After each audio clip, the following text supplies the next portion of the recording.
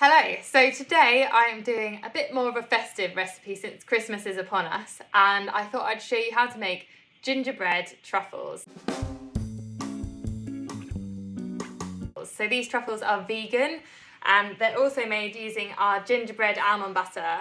This product we launched a few months ago. It's one of our limited editions, and this particular limited edition supports Hackney Food Bank, which is an amazing cause. So every jar that you buy, 25p goes to Hackney Food Bank, which is our local food bank from our office. So the first thing you need to do is you need to add 70 grams of coconut oil to a bowl, and you're going to heat that over a bowl of hot water.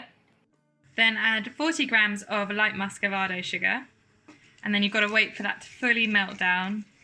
Okay, so once that's fully melted, you want to add 200 grams of good quality dark chocolate, and the heat from the coconut oil will melt it down. And then you want to add a full 225 grams of gingerbread. And once that's all mixed together, you just need to pour it into a pre-lined baking tin. And then just set that aside in the fridge for 2 hours, and you're looking for it to be fully set before you take it out of the fridge again. So I've taken that out of the fridge now. It's been set for about 2 hours into kind of a solid block.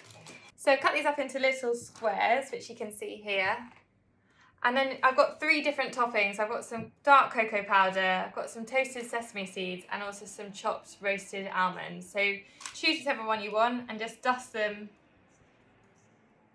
into the little toppings. So you can see you kind of get a nice little coating, and just do it for each of them. That's the sesame seed one and the roasted almond. And there you have it, a beautiful plate of gingerbread almond butter truffles. These are great, obviously eaten as a little snack for yourself, but really brilliant as a present if you're looking for something to give your family or friends. Enjoy.